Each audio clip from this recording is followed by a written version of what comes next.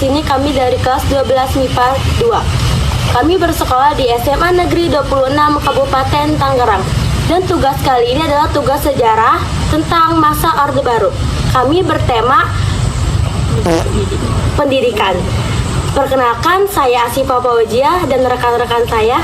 Saya Nurul Aini. Saya Muhammad Saputra. Saya Cika Anjali Putri. Saya Ika Ramadhani. Selamat menyaksikan.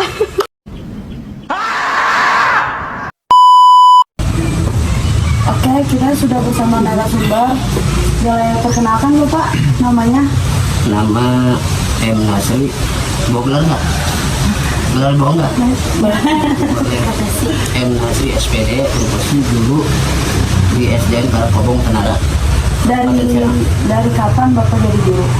Dari jadi gurunya semenjak lulus SPG. Tahun berapa? Tahun 91 itu mulai cuma honor. Pas diangkat jadi PN itu sekitar 2003. Berarti udah lumayan ya. Terus Bapak waktu pendidikan gimana sih dulu? SD sampai SMA? Kalau dulu itu dari SMP cuma dari SD, SMP, SPG. Jadi khusus sekolah pendidikan guru. Gimana tuh Bapak kalau boleh tahu? SD-nya Bapak itu di SDN Pegandikan 1, Kecamatan Tontang. SMP-nya SMP Tirtayasa 1, Kecamatan Tirtayasa. Terus di SPG-nya ada SPG Rakas Bitung Depan. Oh iya. Umur Bapak sekarang berapa? Itu kan sih. Terakhir 69, coba itu berapa? Ya, 56 tahun. Ya tinggal nunggu masa pensiun 4 tahun lagi. Oke Pak, kita mau nanya. Jadi pada masa Orde Baru sistem pelajarannya seperti apa ya Pak? Kalau sistem pelajaran pada masa Orde Baru itu bersifat sentralistis dan birokratis, di mana kurikulum yang dipakai itu dari kurikulum 68 sampai dengan 98. Dan pergantian kurikulum tidak seperti sekarang. Tiap ganti menteri ganti kurikulum dulu enggak. Jadi kurikulum yang paling lama itu digunakan pada Orde Baru itu tahun 1975. Adapun pembelajarannya hampir sama dengan sekarang, cuma beda apa ya? Kalau orang sekarang beda casting. Dalamnya sama. Kayak kurikulum 75, sekarang ada kurikulum di planning ya. Sebelum di planning Merdeka, sebelum Merdeka Kurtilas, sebelum Kurtilas ada KBK segala macam, KTSP dan lain sebagainya. Pada dasarnya di dalamnya sama, cuma beda sampul doang. Cuma beda cover ya? Iya, cuma kalau dulu itu difokuskan pada pembelajaran Pancasila, agama, dan kewarganegaraan. Kalau sekarang kita kenal dengan PKN. Dan juga ada pelajaran yang khusus membahas masalah sejarah, yaitu SPB. Sekarang nggak ada? Tahu banyak PSPB? Pendidikan Sejarah dan Perjuangan Bangsa. Itu dulu. Ya, kalau sekarang nggak ada. Iya, nggak ada. Bahkan sekarang IPA dan IPS itu digabung dengan IPAS ya. Betul.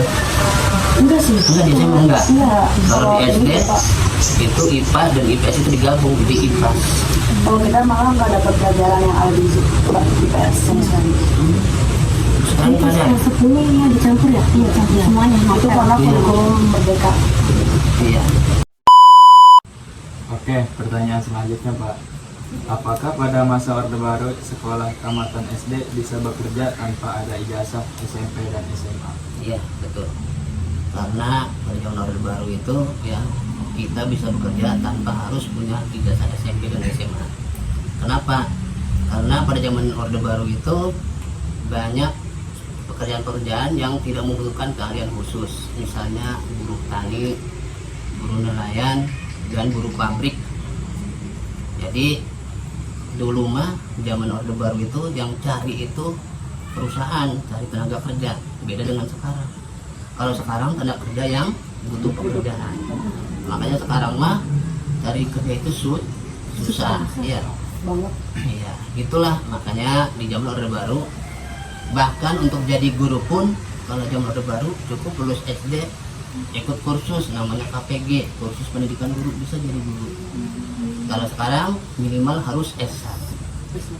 Iya, kalau nggak S1 nggak bakalan diterima kecuali sekolah swasta. Oke Pak, untuk pertanyaan terakhir, apakah pada masa Orde Baru pendidikan itu harus berbayar? Iya betul, pendidikan zaman Orde Baru itu berbayar. Ya. Kenapa? Karena ya tadi itu pendidikan zaman Orde Baru itu ekonomi Indonesia waktu itu belum stabil atau belum kayak sekarang, dimana di zaman Orde Baru masih banyak lahan-lahan atau bidang-bidang pekerjaan yang masih belum tercipta, sehingga pendidikan harus bayar. Nah, adapun bayarnya itu tergantung tingkatan dan jenjangnya, SD, SMP, dan SMA, itu beda-beda. Nah, untuk itu kalian harusnya syukur sekarang ini, ya. Sekolah sekarang gratis, apa-apa sekarang gratis, dapat bantuan lagi. Ya zaman bapak mah dulu nggak pernah ada yang namanya bantuan uang ini uang itu, nggak ada. Paling ada bantuan juga untuk pemenuhan gizi, contohnya pembagian susu atau makan roti, ya kita hidup aja. Oke Bapak, makasih buat penjelasannya tentang masa Orde Baru. Makasih juga buat waktunya ya Bapak. Ya, sekian dari kelompok 1. Bye. Ada suaranya.